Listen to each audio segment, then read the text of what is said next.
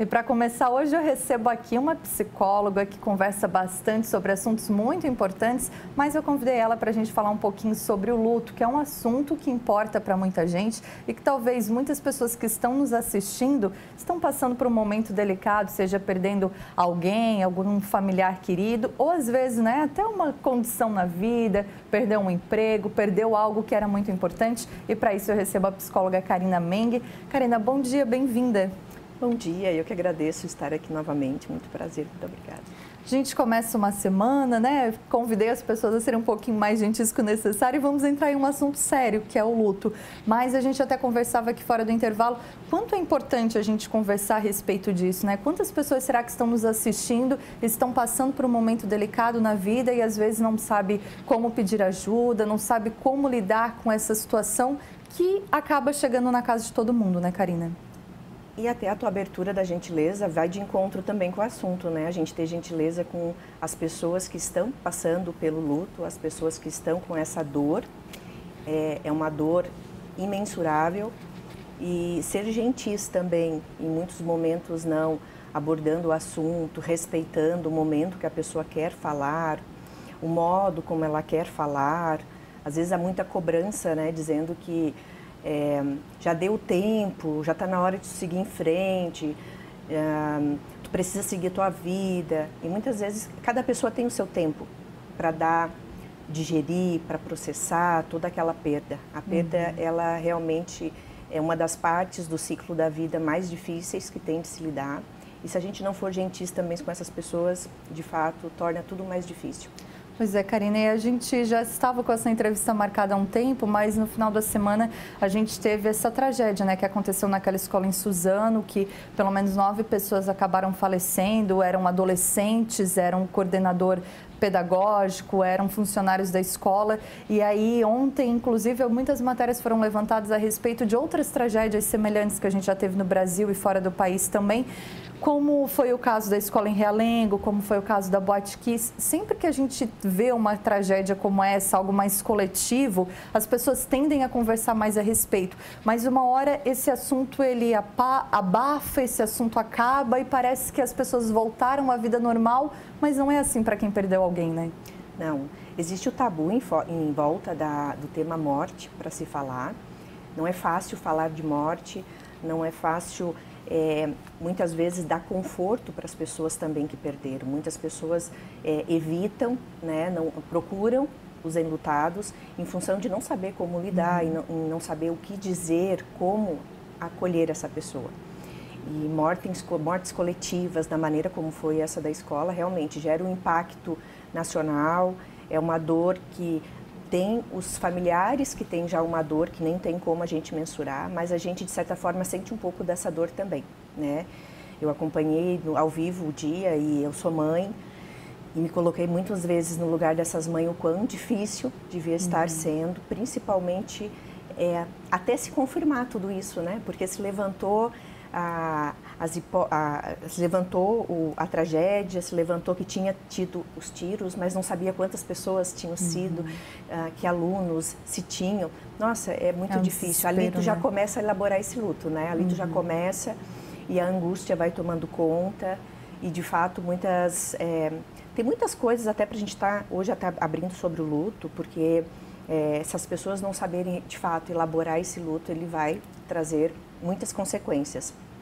Mas era importante que, de fato, não é só passando essas épocas que as pessoas deveriam não falar mais a respeito, abafar como se isso não fosse importante, Não tem, é para se tratar de forma natural, mas muitas vezes não tem como se tratar de forma natural uma perda, E quando a gente fala em perda, no luto, a gente não fala só em perda assim de, eu perdi um ente querido, um familiar.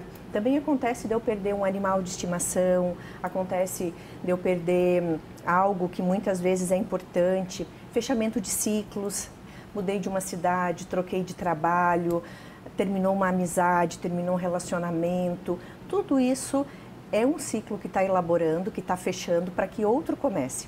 E a maneira como a pessoa vai estar fechando aquilo, a maneira como a pessoa vai estar bem resolvida com o término daquilo, faz toda a diferença para que ela esteja aberta também para receber o novo que vai entrar na vida dela.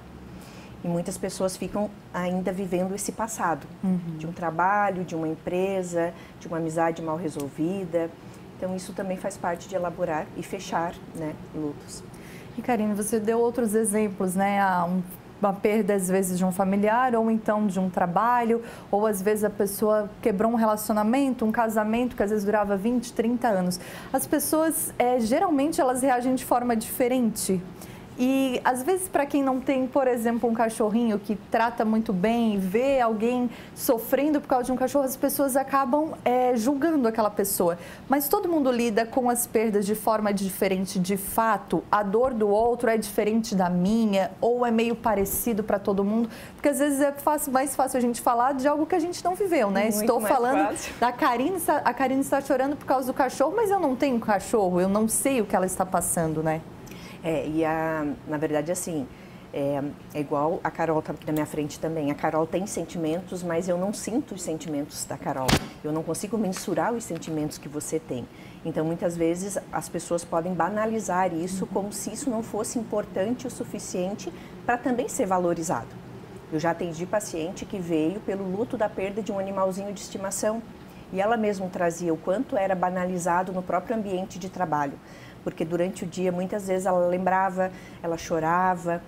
E eles, muitas vezes, caçoavam, né? Ou diziam que não era para tanto.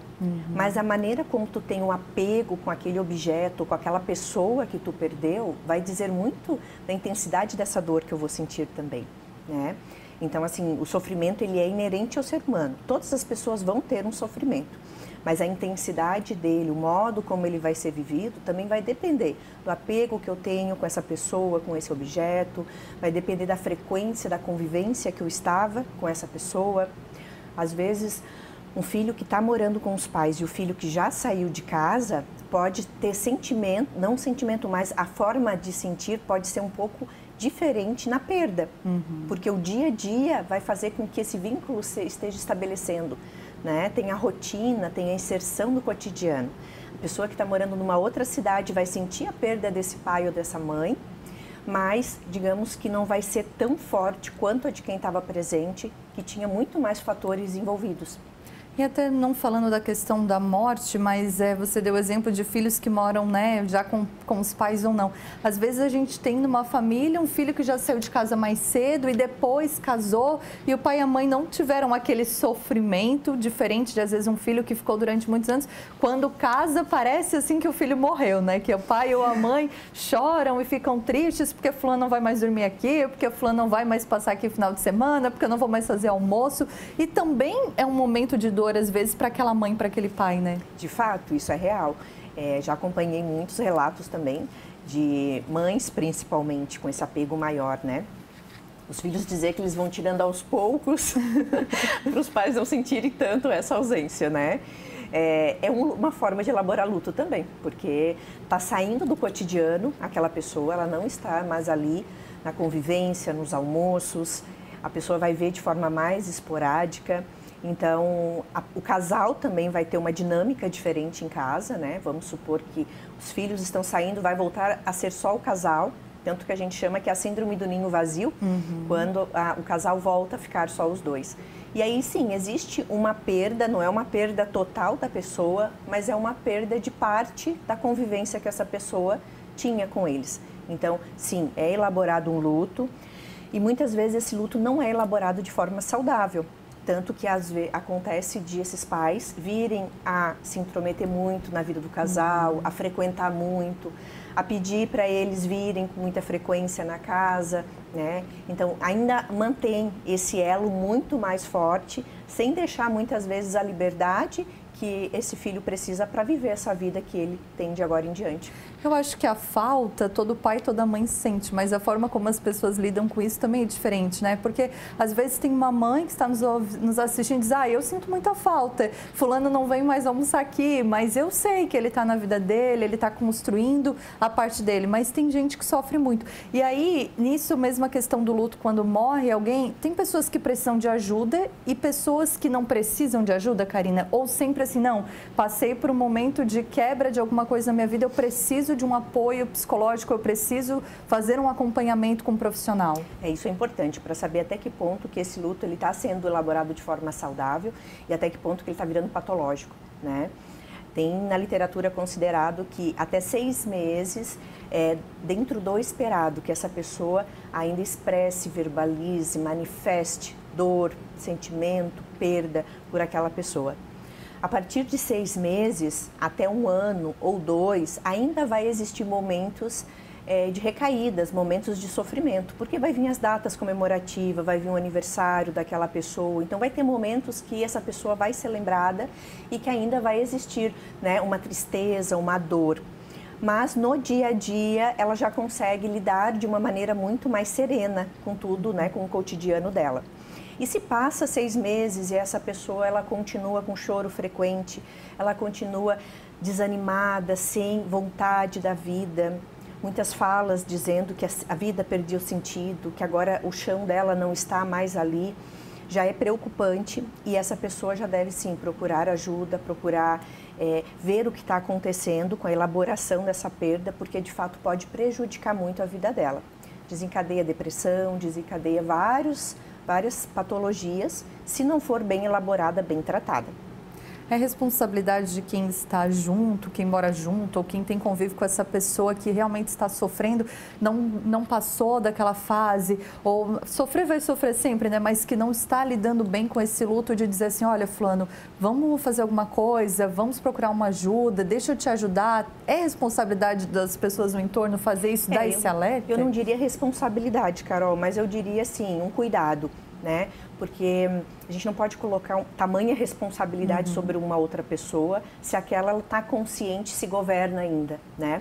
Porém, muitas vezes essa pessoa, o que está enlutado, ele não se dá conta que já passou um tempo, tipo, ele já perdeu essa noção do tempo, da perda, e ele não está tendo condições de, muitas vezes, gerir esses próprios sentimentos. E aí sim, quem está em volta dele, familiares que moram, vão perceber que essa pessoa continua com muita dificuldade de seguir as atividades diárias dela, que ela continua com uma tristeza por muitos dias ou a maior parte do tempo. E aí cabe a ele, sim, aconselhar, orientar, ajudar a procurar um profissional, se for possível, acompanhar esse enlutado à consulta. Com certeza, todo esse cuidado, toda essa acolhida vai fazer uma grande diferença no processo de cura desse familiar.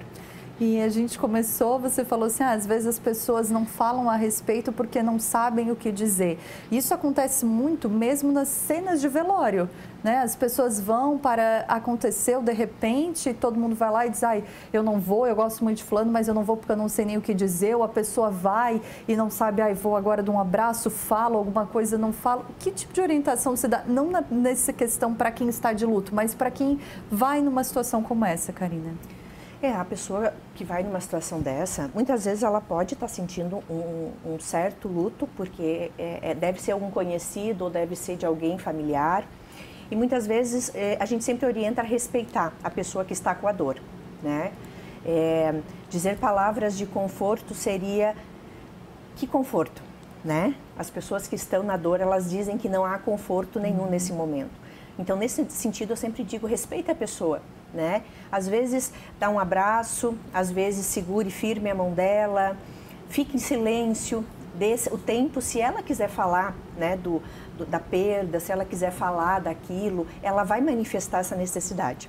É muito comum que no início da perda a pessoa tenha necessidade, né, de falar o porquê, de querer saber dos detalhes da perda, processar, entender tudo como aconteceu, e muitas vezes isso é fundamental para a pessoa poder aliviar a dor também. Só que muitas pessoas vão administrar de uma maneira diferente. Tem muitas que vão ser fortes durante todo o processo de luto, de sepultamento, para depois vir a cair. Tem pessoas que ali já caem, né? Então, muitas vezes tu dá esse espaço para a pessoa falar, perguntar a ela, né? Tu gostaria de falar sobre esse assunto, né? Tu gostaria de tratar de algum outro assunto? Eu estou aqui, qualquer coisa que tu precisar, vou te ajudar. Respeitar e principalmente deixar que a pessoa traga o que para ela é importante naquele momento dizer, ou o que para ela vai ser importante, se sentir acolhida.